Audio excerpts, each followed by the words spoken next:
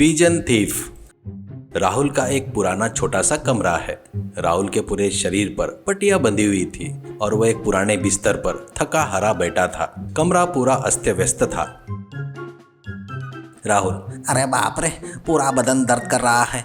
उन पुलिस वालों की लाठियों में जरा सी भी दया नहीं, माया नहीं है। चोरी करके मार खाना और जेल की सूखी रोटी खाना, अब मुझसे ये सब नहीं सहा जाता। इस पैसे में बहुत रिस्क बढ़ गया है भाई। हमेशा भागना पड़ता है, दीवारें फांदनी पड़ती है। अब ये मेरे बस की बात नहीं है। तभी खिड़की पर एक कबूतर आता है। वह पंख फड़फड़ाते हुए गुटरगू करने लगता है। राहुल, तू कहाँ से आ गया?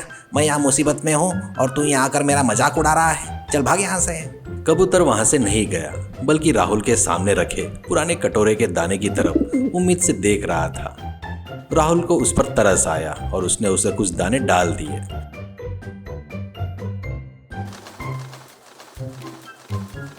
कबूतर ने बड़े चाव से दाने खाए और खुशी से राहुल के कंधे पर जा बैठा। राहुल, अरे ये तो बड़ा दोस्ताना है। राहुल कुछ देर सोचता है और अचानक उसकी आंखें चमक उठती है। एक मिनट, मुझे भागने की दिक्कत होती है, लेकिन इसके पंख तो है ना, यह कहीं भी उड़कर जा सकता है। अगर मैं इसे चोरी करना सिखा दूं, तो मैं यहाँ पर आराम से बैठकर बिरयानी खाऊंगा और यह मेरे लिए सोने की चेन लेकर आएगा। शाबाश राहुल, तेरे दिमाग को 100 सलाम। आजा गुट्टो, आज से तेरे लिए स्पेशल ट्रेनिंग शुरू करते हैं। राहुल मेज पर एक प्लास्टिक की चेन रखता है। वह गुट्टू को सिखाता है कि अगर इसे चोट से उठाए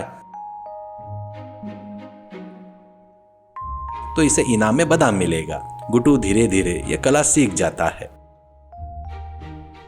एक घर की खिड़की के पास एक महिला गाना गाते हुए नहाने जाने की तैयारी कर रही थी। वह अपना भारी सोने की चेन उतारकर खिड़की के पास वाली मेज पर रखती है।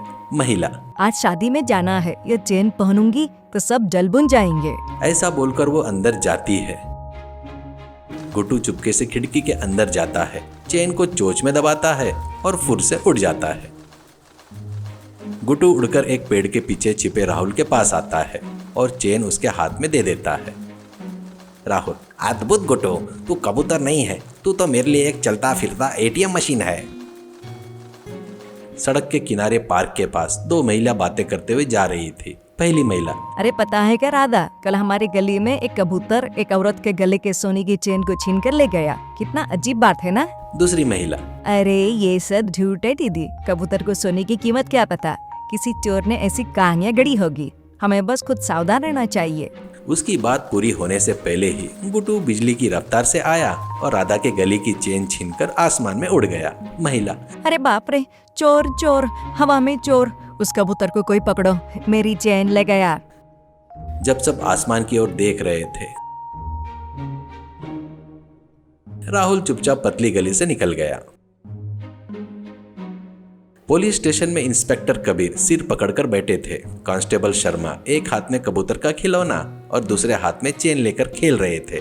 कबीर, शर्मा, ये क्या बचपना है? शहर के लोग परेशान हो रहे हैं और तुम खिलौनों के साथ खेल रहे हो। शर्मा, सर ये केस बड़ा पेचीदा है। हमें IPS की धाराएं तो पता है, लेकिन पक्षियों के कानून नहीं पता सर। अगर उस कबूतर को पकड़ लिया तो उसे जेल में डालेंगे या पिंजरे में डालेंगे? कबीर, यह कबूतर खुद से नहीं कर रहा है शर्मा। इस कबूतर के पीछे किसी मास्टरमाइंड का हाथ है। कोई चोर उसे रिमोट कंट्रोल की तरह इस्तेमाल कर रहा है। शर्मा, सर मुझे एक शक है, वो चोर कबूतर को तनख्वाह देता है या कमीशन देता है? कबीर, शर्मा, अपनी कॉमेडी बंद करो। मेरे पास एक जबरदस्त प्लान है। उस चोर को लालच से ही पकड़ेंगे। हम उसकी लालच को उसका चारा बनाएंगे। सेठ जी को बुलवाओ। पुलिस स्टेशन में आए सेठ जी को कबीर कुछ बातें बताकर मना लेते हैं। ज्वेलरी शॉप के बाहर सब कुछ सजा हुआ था। एक बोर्ड लगा था, सबसे कीमती चेन का प्रदर्शन। मेज पर एक चमकती हुई चेन रखी थी। पुलिस चारों ओर छुपी हुई थी। सेठ, अरे साहब जी, अगर वो कबूतर नहीं आया और अगर सच में वो मेरी चेन लेकर गया तो मेरा क्या होगा साहब जी? मेरी पत्नी मुझे घर में नहीं घुसने देगी। कबीर, अरे धैर्य रखिए सेठ जी, ये असली चेन नहीं है, डुप्लीकेट है, लेकिन देखने में असली से भी सुंदर है।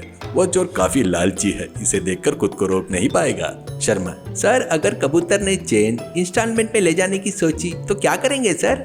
कबीर, शर्मा चुप रहो, उधर देखो, आसमान में एक बिंदु हिल रहा है।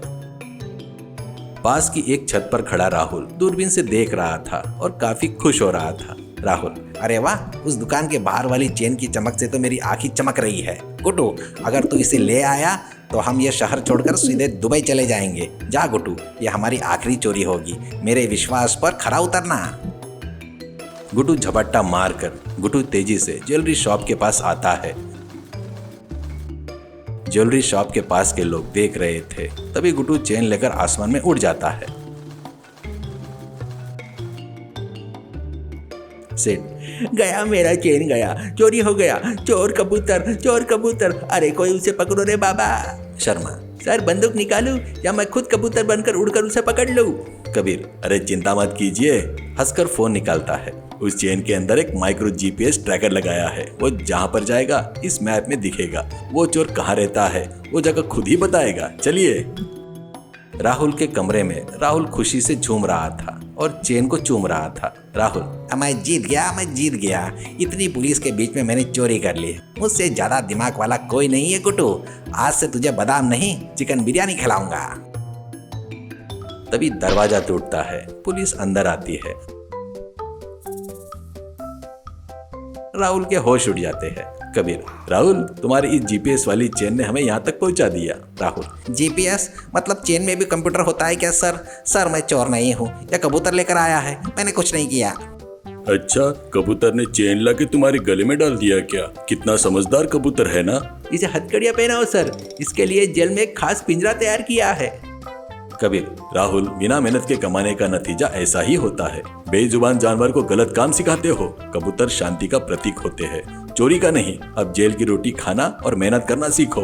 राहुल, सर मेरे ये गुड्डू का क्या होगा? कबीर, अब यह सुख शांति से रहेगा, पर तू हमारा मेहमान बनकर रहेगा। पुलिस राहुल को ले जाती है। सेठ जी अपनी नकली चेन को जेब में रख लेते हैं।